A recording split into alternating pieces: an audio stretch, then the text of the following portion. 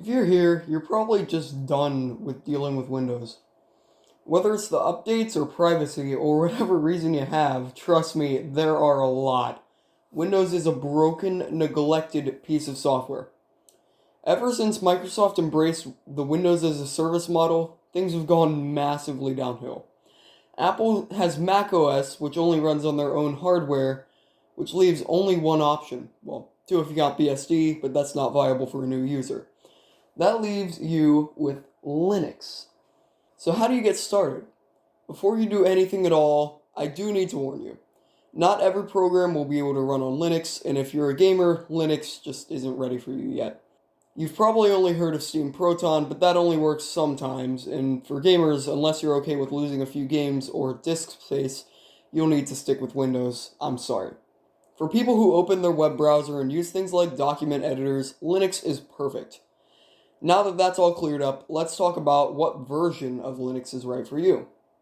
If you've ever searched Linux, you've probably heard of something called Linux distros. Linux distros are basically different versions of Linux that look and function different, but typically they'll be based off of two main sources, Arch and Debian. Ideally, Debian is better for new users because it's just easier to use. However, Arch Linux is also great for new users. If you search Linux distros, you've hit a wall of different versions, so let me clear this up with my recommendation. If you don't care about the looks and are okay with installing a few themes, Linux Mint is perfect for you. I don't recommend it to most people because, no offense, it's ugly. But under the bad is the perfect. If you're okay with getting under the hood a bit and following a few tutorials on the command line, Manjaro is as good as it gets for beginners. There's one distribution I can recommend to any new user, and that is Zorin OS. Zorin is the perfect distribution for beginners. It looks great out of the box, it is based off of Debian for maximum compatibility with apps, it's just solid in every way. And as you can see, it looks really good. Now here's what you'll need. You'll need a flash drive. It needs to be 4 gigabytes or greater, or it's not going to work. That's where you'll be putting the installer. So this part is very important. You'll need to install Linux on your hard drive, so it's going to need some space. Your two choices are to erase everything on the drive and just lose everything on the drive, or you could dual boot, which is running Windows and Linux at the same time. But if you do that, you'll need probably at minimum 60 gigabytes of free space. If you choose to erase everything, back up everything you have important because it will be completely unrecoverable. So now that all of that is out of the way, let's get installing it. So the first step is incredibly difficult. This is like god tier difficulty. Search Zorin. And then you click the first thing you see.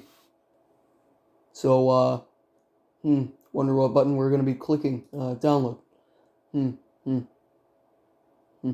So scroll down to the core version, which is free. Skip to download. Save file. While you wait, search up Rufas. This tool is what will allow you to put everything onto the flash drive. So you just download the latest version, and yeah. I'll see you when it's finished downloading. Alright, so now that we have the ISO downloaded, what we're going to do is we're going to launch Rufas. Now, Rufas does not yet have native Linux support, so I'm probably going to have to go ahead and just edit me doing this in when I edit this. So, first what you're going to do is you're just going to plug in the USB drive, and then you're going to open up Rufas. So, in the drop-down menu where it asks you to select the device, choose the USB drive you just plugged in. Please note that all the data on the USB drive will be completely erased, so please back up the stuff on that drive. So now just drag the ISO into Rufas and click Start. So this is what's going to allow you to install Linux onto your computer. So, it's finished.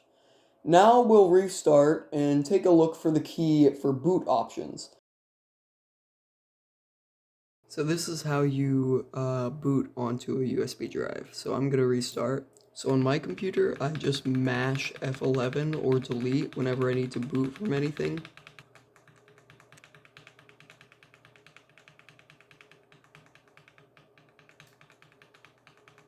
And as you can see here, it's asking me what I need to boot to. So I actually don't have any bootable volumes here, but you would be able to like select, oh yeah, like I want to boot to a flash drive like this one. If you end up on something like a BIOS screen, it's different for every BIOS. I just go into settings, boot, and then I just change the boot order here. So what I do is I'd go like, oh yeah, my first boot option, I want it to be like my CD drive or something. And then it'll try to boot from the CD drive instead of the hard drive first. Anyway, that's like a quick guide on how to do that. I hope it helps. Alright, so we're in the Zorin OS installer. Let's install it. Continue, continue, download updates, download third-party software. Yep, that's all good. So you'll click here if you want to just erase everything and install Zorin. You click here if you want to manually partition stuff. Like if you're dual booting, it'll have an option here too. If you want to manually partition, you'll need to use that. I'm going to erase the disk and install it. You hit continue. And while it's installing, it's going to walk you through some stuff. So your name, no. Choose a password. It's super secure. And I mean, for a super secure password, we want to make sure that you don't log in automatically. So we're going to do that. And we're going to hit continue. And now it's installing. I'll be back with you guys in a second.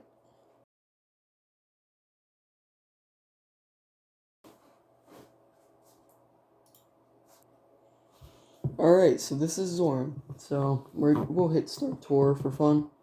So this is like your start menu. Zorin appearance. Okay. How does it know? Spyware. More spyware. Software center. Yeah, I'm going to talk about that in a second. Only Office. Let's go. Alright, so this is Zorin. This should be pretty familiar to anyone coming from Windows. The layout is really similar. I mean, start menu here, apps here, taskbar. This is your desktop. It's not exactly the same, but it's similar enough that you should be able to transition pretty easily. Alright, so now that it's all installed, let's start learning how it works. So whenever you want a program, go into the Software Center. Let's go shopping. So you're gonna hit search, and let's say I want OBS Studio. Let's get some OBS Studio for recording. Alright, so now OBS Studio is here. And to install it, you just hit install.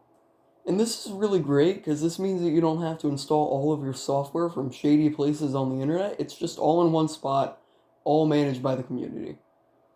One app I think is essential, especially with Proton, is Steam, so let's go get it.